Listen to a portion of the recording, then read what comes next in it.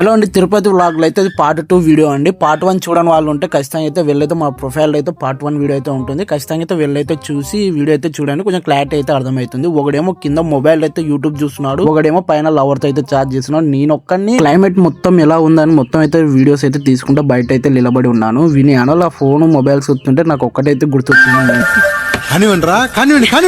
తిరుపతికి వెళ్లే దారిలో అయితే నేను ఒక వీడియో అయితే లొకేషన్ అయితే తీసాను. ఈ వీడియో ఎలా అంటే మన ఒక ఊరు మొత్తం అయితే మునిగిపోయింది. ఈ ఊరు ఎలా మునిగింది ఏం కథ అయితే నాకైతే డీటెయిల్స్ అయితే క్లారిటీ తెలీదు.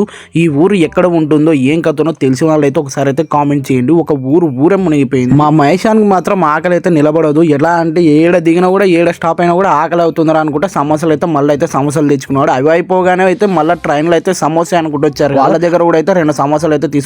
నాకైతే సమోసా అయితే అంత నచ్చలేదు. ఇది వ్యాపారం. ఈ సమోసా విషయాలు అయితే పక్కన పెట్టేసేయండి. మా అబ్లేషన్ మొబైల్ అయితే బేగం అయితే దాపెట్టేసి వాని రియాక్షన్ ఎలా ఉంటుందో అయితే ఈ వీడియో అయితే క్యాప్చర్ చేశాను. వాని రియాక్షన్ చూడండి ఒకసారి ఎలా ఉందో. వీడు అవలవుగాడు కాకపోతే నేను దాపెట్టలేదురా అంటే కూడా వినకుండా వాడు మహేషాడు దాపెడితే వీడు నా మీదకైతే సీరియస్ అయ్యాడు ఏకంగా.